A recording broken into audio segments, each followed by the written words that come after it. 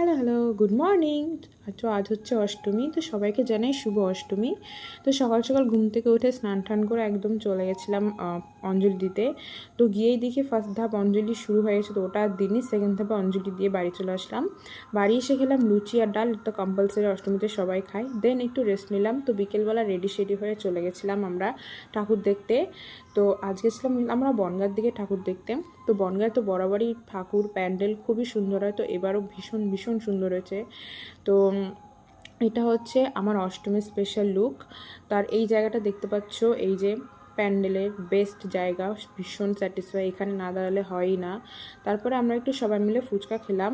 তো ফুচকাটা একদমই ফালতু ছিল খেতে। তারপরে একটু এই গরমের মধ্যেও চা খেতে হয় আমাদের, একটু চাটা খেলাম।